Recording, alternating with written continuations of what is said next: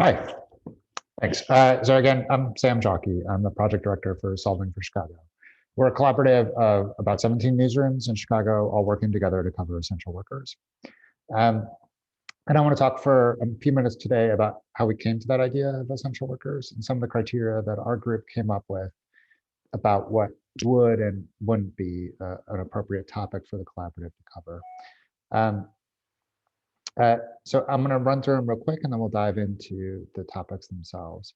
And I'll talk a little bit at the end about some of the results we've seen of the coverage as we're looking through it, produced about 100 stories, and how that lines up against the people, demographics we know about the people we're trying to cover. Okay. So we came up with 3 general criteria of what would make an appropriate topic for the collaborative to cover. Topic must be complex, topic must be urgent, and the topic must be about people. I think the first 2 are pretty obvious. The third, maybe less so. So I'm going to talk about the first 2 just real quick. And then we'll get into that last one. So the topic must be complex, right? Like it must benefit from having multiple viewpoints, multiple disciplines, multiple skill sets to draw out and create understanding about the particular topic, right? Like, so it would benefit from having multiple newsrooms, covering it from different places with different types of reporters over an extended period of time, right? We're thinking in terms of 6 months. It's typically like the shortest timeline that we're thinking about. Topic must be urgent, right? This immediately should make sense to a lot of people. Like it's got to be newsworthy, but you got to think about it too. And like, it's got to be newsworthy for 6 months. So we're looking for a problem that has, the way we think about it is it has a lot of dynamic information, right? So like things that people use to make decisions about this topic change all the time, right? That's something that really plays to our strengths as newsrooms, right? Like we're good at dynamic information. We're good at serving people who need dynamic information and thinking about those people. So that like kind of plays to our strengths too. Like the urgency has to be newsworthy. And we have to anticipate that it's going to be that way for an extended period of time, right? Like established beats are like this because they're always that way. So the last one is the topic must be about people. So unlike traditional beats, we want the topic to have at the center of it an idea about people, right? Like most times when we think about news coverage and structuring news coverage, we think about it often in terms of abstractions, things like institutions or ideas. So like crime, housing, government, like these are things that are abstract, and it's often easy to lose the people at the core of it that we're trying to serve and the motivations of those people and what would and wouldn't make an appropriate story and who is and isn't a valuable source in that context. So this is the thing that we really thought about hard when we were coming up with the idea of essential workers, right? So you can see how essential workers kind of plays into all of those 3 different things.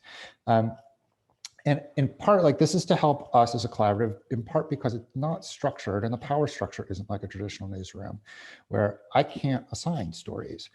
Just similarly, like our partners can't assign stories to other newsrooms, right? Like the hierarchy is very, very flat. Decisions are made by consensus.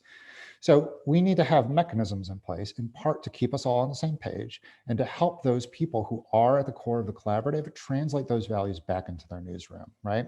So when one of our editors like is going back to their newsroom to talk about what would or wouldn't make as a good story about essential workers, they need to translate those values of what the collaborative means when they're talking about essential workers and who we want to focus on the priorities and bring that back into their newsroom and help their newsroom then find what they could contribute and where their strengths lie on covering that topic.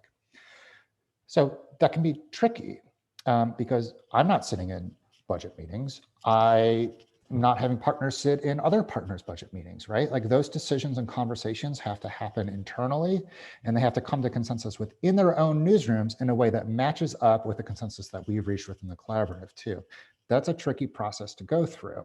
So part of how we do that is through this idea of people, right? It makes it very easy for everyone in the room to imagine in their mind someone who is both the story is about and the story is for. And they can are welcome to come to answers about one or both of those questions. The strongest stories typically have both of those questions answered. And this is a way for them to take the idea of the topic and then bring it back into their newsrooms in a way that like remains the integrity of what the whole collaborative group has wanted to achieve by covering a topic, right? It is, so far, we think, connecting well in Chicago. We have seen, we have like, so you can see the map on my screen here. This is like an estimate of where essential workers live in the city. They're primarily living in what are predominantly communities of color in the very highly segregated city of Chicago. So we have estimates from the Chicago Metropolitan Agency for Planning that about 54% of essential workers were people of color. I've gone through our stories. We've done close to 100 now. And when looking at the sources that they have foregrounded, the experts that they've foregrounded, the communities that are sort of like the setting for the story often, it does line up pretty closely with the demographics of essential workers that we have as estimates. We're actually a little over. So 54% is the estimate. And the actual story count for us is closer to 2/3 of stories are about people or communities of color. So we're about on track with that. This is not something that we are actively tracking or because of any funder has told us to. Like, it is a value amongst the group. And it is something that they wanted to achieve. That being said, it was not something that we were like actively tracking for them. So I think, we think at least, that part of what contributed to that, I mean, and we have to acknowledge that like the huge Black Lives Matter protests and everything else that was happening in Chicago at the same time also contributed to this, but that focus on people, and then it made it really easy to like understand who we were reporting about and who we were reporting for, right? Like, we're also interested in like the business development of this. This helps us with that too, right? Like, we know who we're trying to get this reporting to. We know, like, it helps us answer a lot of the questions in really simple ways that can be really tricky when you're working with a group of 17 people where no one is really able to sort of directly say, now you go do this.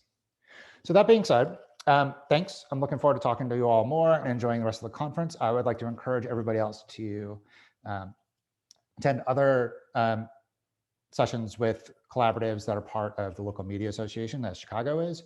That includes Oklahoma Media Center and Word in Black. So looking forward to everything. And thanks for listening to my little lightning talk here. Okay, thanks.